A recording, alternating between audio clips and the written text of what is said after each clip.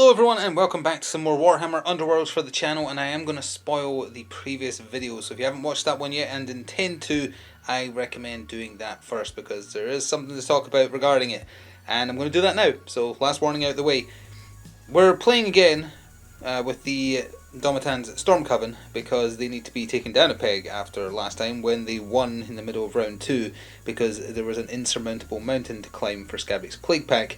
They were down to just Skabbic surviving, or was it Rabidus? Either way, one survivor, one glory scored versus at that point I think it was 10. There was literally no way to come back from that even if they did nothing. So that was a first for the series. And I think we're going to do a kind of winner stays on type thing with Domitan Stormcoven if they continue to win.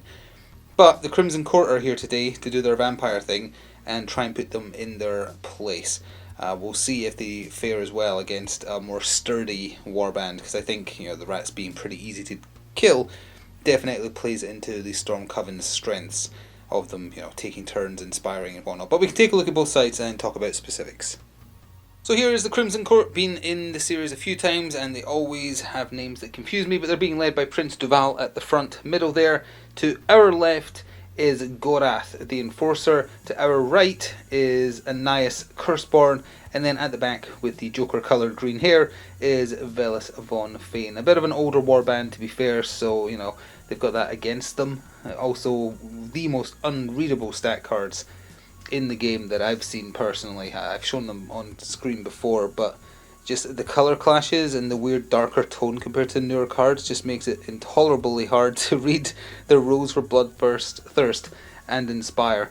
Now speaking of which, they'll be generating hunger at the top of each turn because they want to eat blood, and if they ever have no hunger they inspire. I think it's at the end of the round, at the end of an action phase, specifically. So, we'll see how they do against the sort of reigning champions. Was it just luck last time? Was it just good dice rolls? I remember the rats rolling pretty well for defense, and the Stormcoven still managed to very comfortably take the victory. More than comfortably, like a utter sweep. So, we'll see if that was just a total fluke.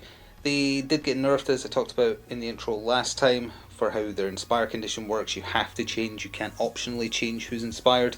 But it doesn't seem like that much of a nerf to me. I am starting to see why they were changed slightly, because they do seem quite effective if they get that ball rolling. At the end of the day though, there is just the 3 of them. They all roll 1 defense die and they all have 4 health. They are perfectly killable. The vampires are equally they almost have identical stat lines actually.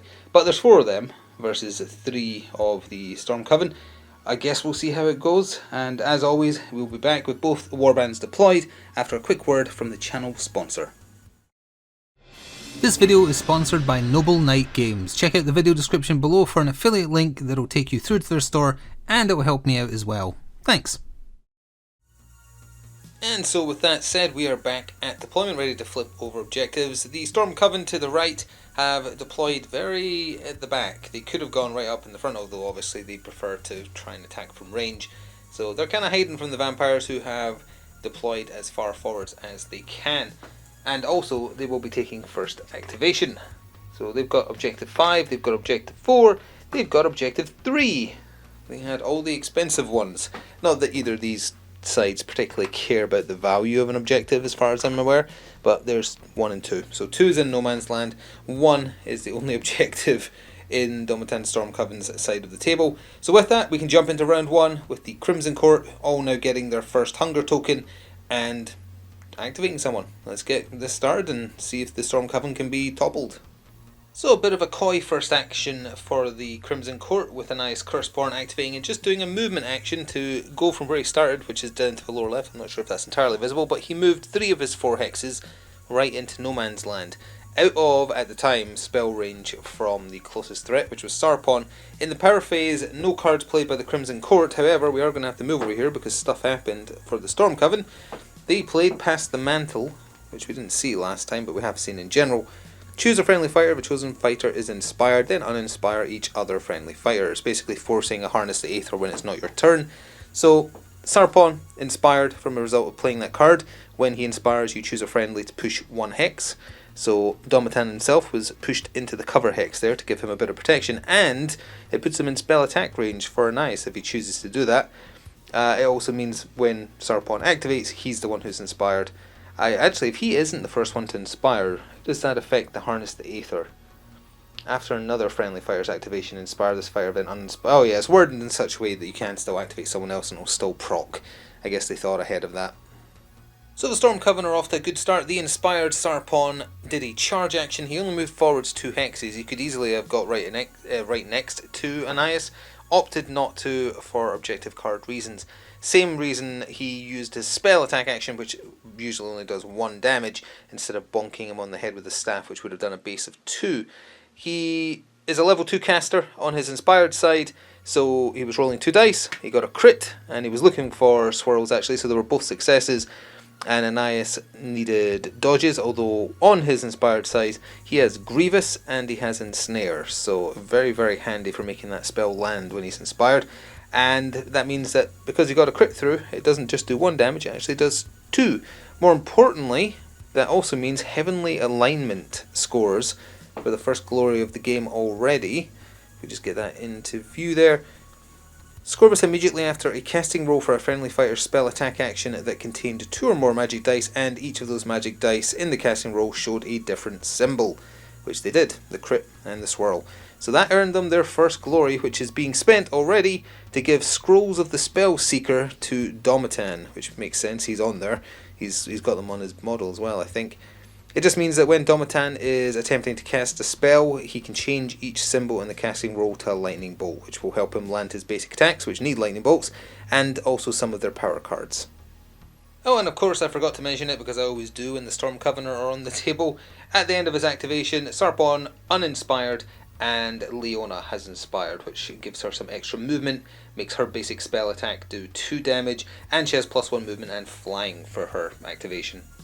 The second activation of the first round for the Crimson Court was Prince Duval himself, who did a charge action, charging right in there onto Objective 1 and in between Sarpon and Domitan.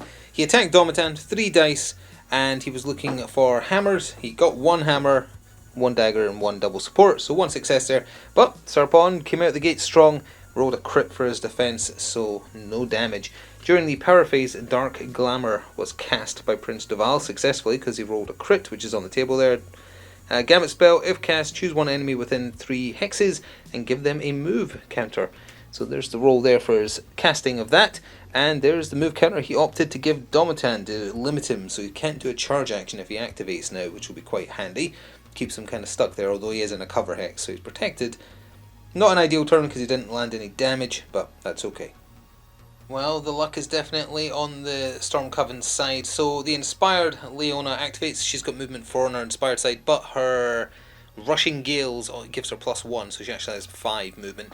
She walked around the lethal hex, so she didn't pass through it to take damage, although I think if you have flying you're immune to it, I don't remember offhand.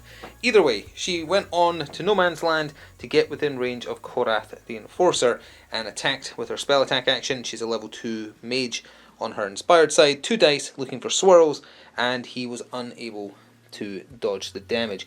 So on her inspired side, as I mentioned earlier, I believe she does 2 damage, and she is also driving him back, so he's actually going to be there just to force him to come and get her, and it puts him further away from Sarpon, just in case he's about to get dogpiled. Also, with her doing that, they're actually scoring Heaven Sent for 1, because they cannot be stopped. Score this immediately after a friendly fighter casts a spell and that fighter is holding an objective in no one's or enemy's territory.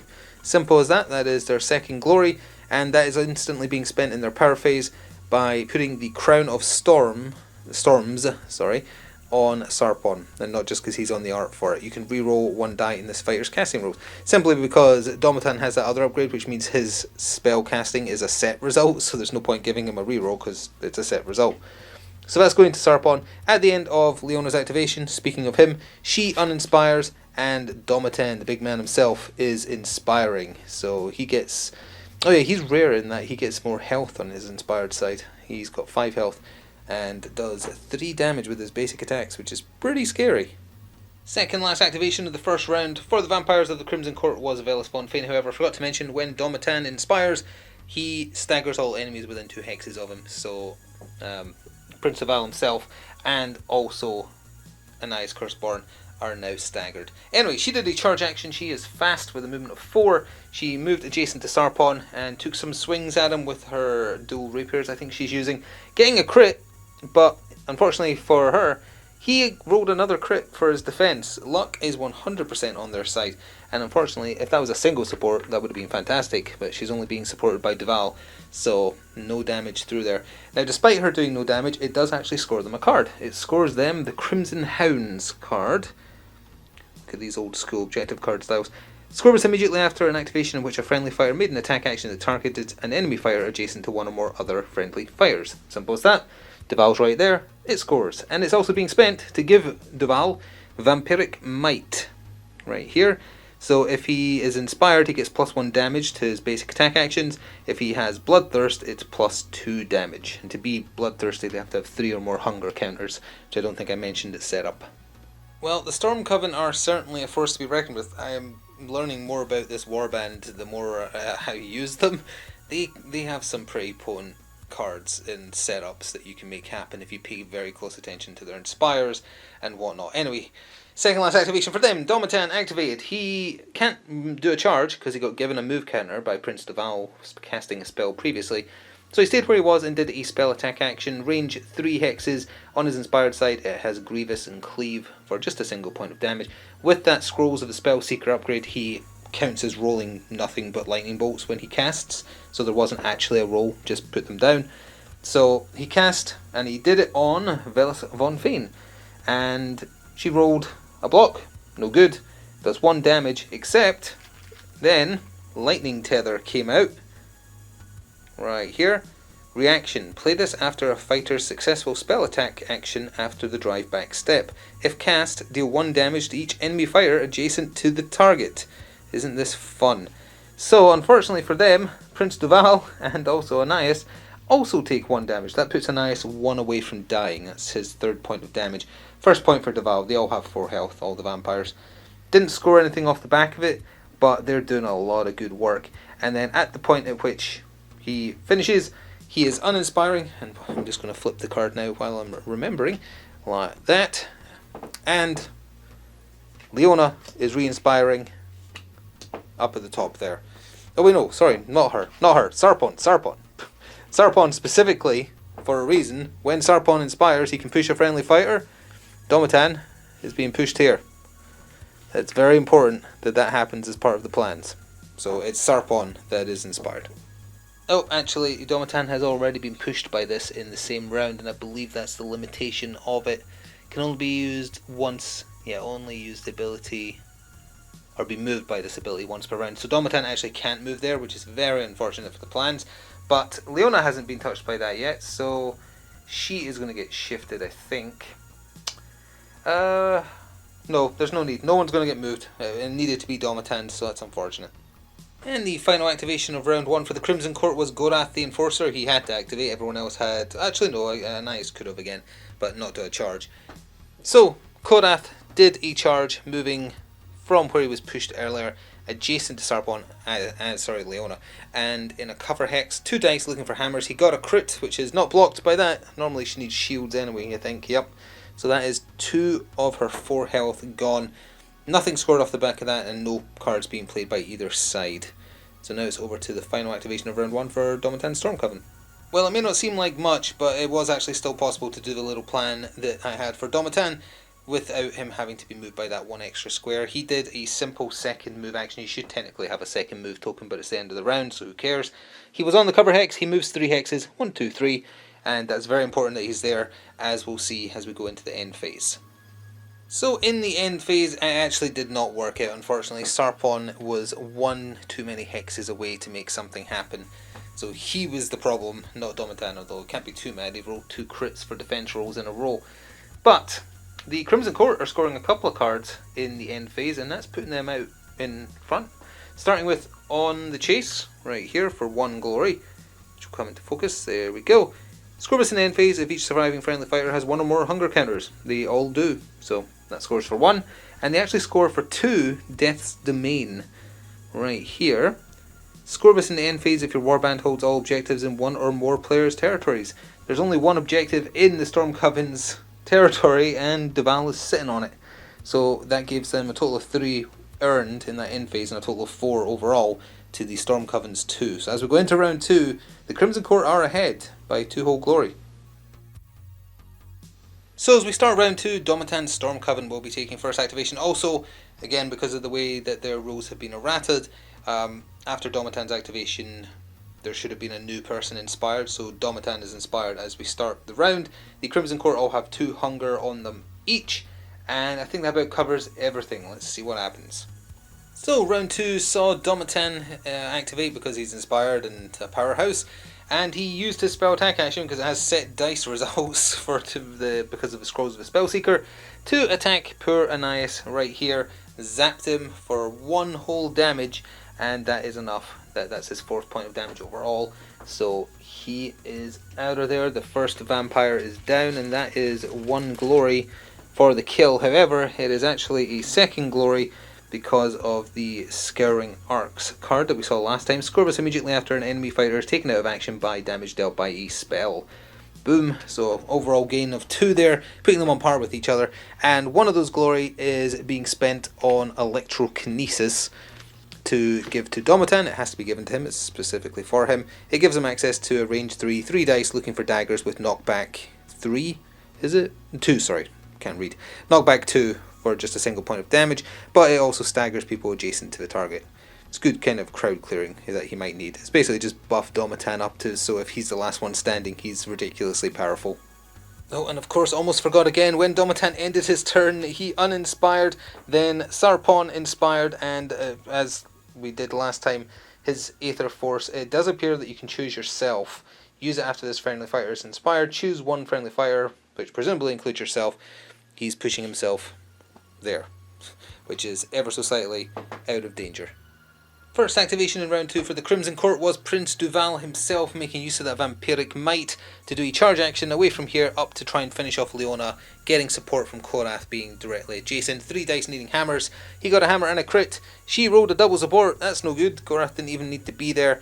That is 2 damage, so Leona is out of there for their glory. 1 glory, no other cards scored off of that. That does mean that Prince Duval can remove up to 1 or more hunger tokens. He has chosen to do so. And then in the power phase, first in the action phase rather, he inspires. Yeah, at the end of the action phase, we're now into the power phase. Yep, so he's inspired now, and that means he is much more dangerous. Blood Vial was used, but it was used on Gorath. So Gorath is removing his 2 hunger tokens that he had. He has healed 1, so he only has 1 damage on him, and that means after he activates, he will also inspire, but he isn't yet. Oh, apologies, forgot to mention, there's also 1 glory being spent on giving the Enforcer's Cloak to Gorath. It has to be given to him. It gives him a 1-time reaction where if he's targeted by an attack, he gets placed adjacent in an empty hex, and then you discard it.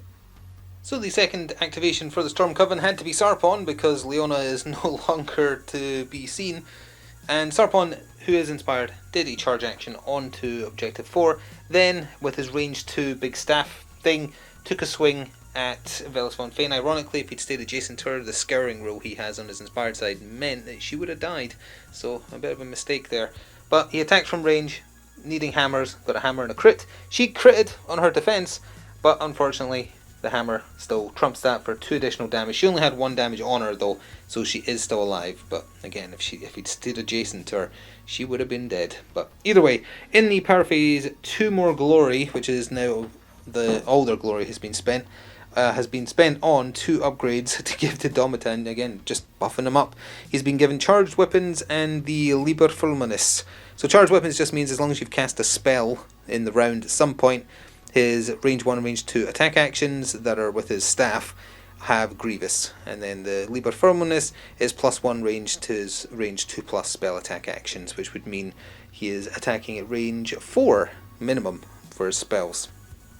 Well, sensing she may not be long for the world, Velis von Fane activated, did a charge to get next to Sarpon, and took a swing at him with those swords, getting a crit and a single support that does nothing for the situation. He whiffed his defense roll though, so that is 2 damage. That's the first damage he's taken though, so he has 2 health left. Well, second last activation for the second round, it had to be Domitan, who did inspire, forgot to mention again.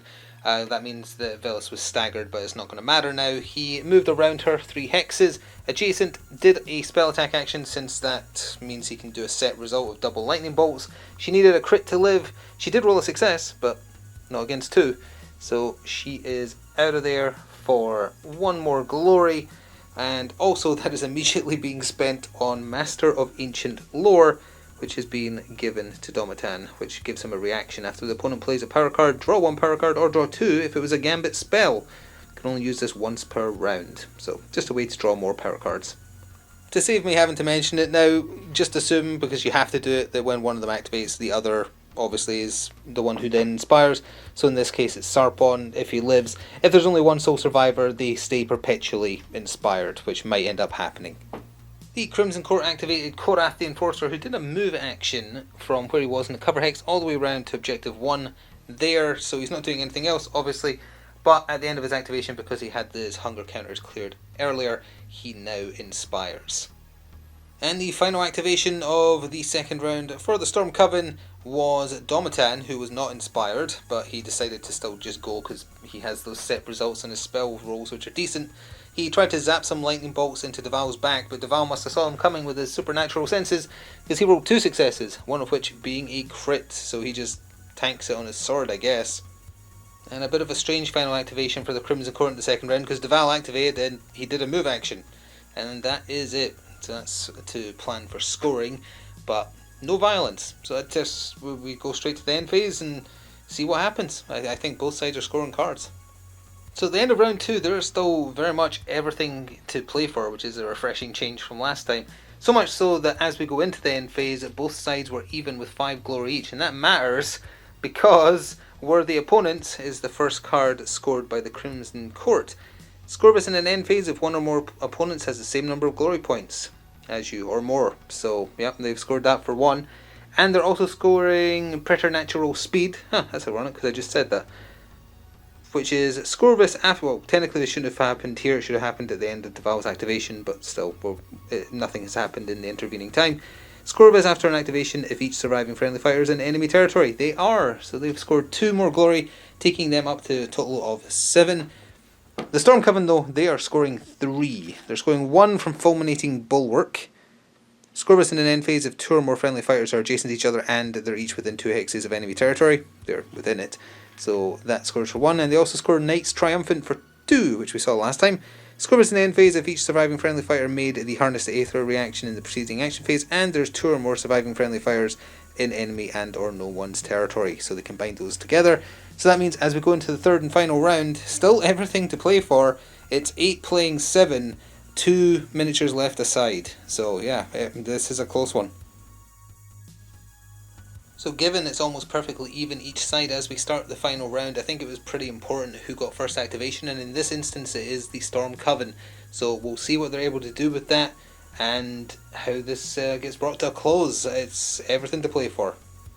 Well, not the most auspicious of starts. Domitan activated, he did a charge action but kind of in reverse.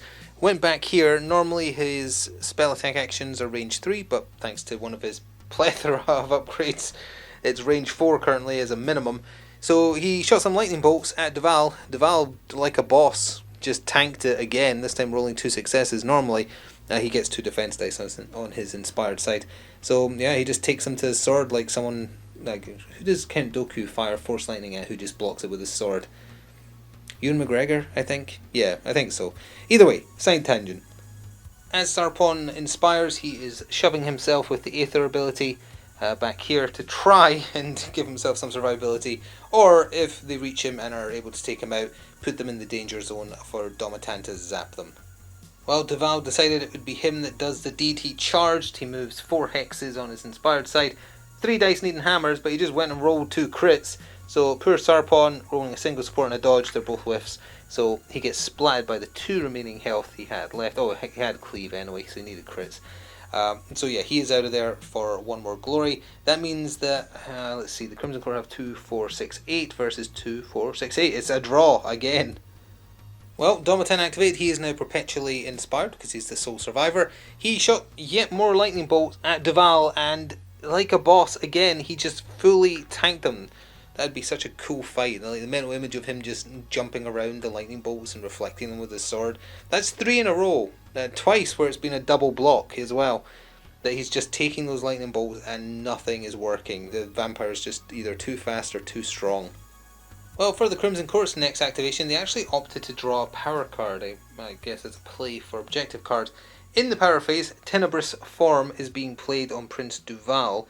It means his defense roll is 3 dice looking for dodges now for the entire round. That might be a mistake, it might not be. He cannot make reactions, cannot cast spells, cannot be on guard, can't hold objectives, can't be driven back, and it persists until the end of the phase or until he dies, whichever happens first. It's just going to be kept next to him as a reminder. Well, what more can Domitan do? He could do a move, but he might as well just stay where he is and shoot lightning bolts.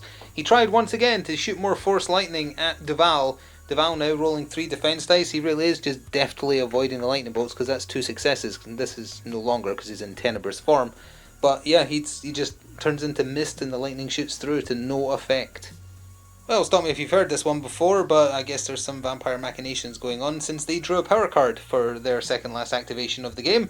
And then they spent 1 glory to give Von Marusi armor to Prince Duval, which is just a little bit of extra protection. He's inspired, so all damage he takes is reduced by 1 to a minimum of 1, and that's the only part you need to worry about. So, I don't know what they're up to, but that's that. Well, to close out the game for the Stormcoven, Domitan tried one last time, the last of his lightning. He shot them at Duval, and Duval once again has, dodged and blocked the lightning for no damage. But haha, this time some points are still being scored. 2 glory for Conduit of the Heavens. Score this immediately after your Warband casts their 4th or subsequent spell in the same round. He did that with every action. So that is giving them a 2-point lead as we almost head into the end phase after 1 more vampire activation. Well, apparently the vampire plans all came together at the last second because the 3rd time this round, their final action of the entire game, draw a power card. That's all they did. And then 1 glory was spent to give vampiric speed to Gorath, the Enforcer, which is just +1 move. It doesn't matter, we're at the end of the game. I think the whole point was just to fish for upgrades. So that is that, and that takes us to the end phase. And there's still, even though as we go into the end phase, a 2-point difference now, there's absolutely still everything to play for here. Both sides, I think, are going to be scoring big. Ooh, alright, it all comes down to this. This is exciting. Alright, let's see. So, the Crimson Court is 5 is what they're scoring. They're getting 3 from Blood Curse right here. Score this in the 3rd end phase if a surviving friendly fighter has 10 or more hunger, or there's 1 surviving enemy fire. There's 1 surviving enemy fire. That's why they weren't trying too hard to kill Domitan. So that scores for 3. They also score Grave Lords for 2. Come into focus. There we go. Score this in the end phase if 2 or more surviving friendly fighters are inspired, or if each friendly... Oh, it was actually an or, it wasn't an and. So the equipment actually was not required, so they could have been trying to kill him if they wanted to, I guess. But either way, it scores for both reasons, because they both have 2 upgrades now as well. So yeah, that is a difference of 5 points. The Stormcoven, they are scoring a couple of cards. They are scoring Eye of the Hurricane. Don't sing, don't sing, don't sing. Score this in the end phase if the same friendly fighter made 4 or more different actions in the preceding action phase. Domitan activated every single time. And just by different action phases, it doesn't mean he did different things. It just means he took all the actions. So that scores for 2. And they're also scoring for another 2, Knights Arcanum. I think that means they're going to win by 1 because they had a difference of 2, right? Anyway, score this in the end phase if 1 or more inspired friendly fighters are each holding an objective in enemy territory. He do be doing that. He is on objective 3. So, as we go out of focus a little bit, final score for the Crimson Court: 2, 4, 6, 8, 10, 12. Unlucky for some, they have 13. I think I have 14 over here. 2, 4, 6, 8, 10, 12, 14. Yeah, it was a difference of 1. The Stormcoven win by a single glory. Well, his Force Lightning may need a little bit of work since he couldn't hurt someone in 4 attempts of trying, but buffed up to who knows where, Domitan takes the win just barely for his side. That was a super close one with a massive score on both sides of the table, but Domitan Stormcoven still won, so I think we're going to make them stay on as the winners, and assuming that I remember, that is, and next time we'll see a different warband go up against them and try their hand at the lightning throwing They come across as quite arrogant in the quotes on the cards, and I guess it kind of fits the Stormcast persona, doesn't it? So yeah, they've got a 2 streak going. How long will it last? Who can stand up to them? Let's see, who else could potentially go against them that would have a chance? Low number warbands with sturdy people is probably the best bet, because if there's lots of squishies, they can just zap them at range. You want them to kind of get tangled up in close combat, I think. I'm not sure. Definitely need to think about it. Either way, they're reigning supreme as champions of the channel for now.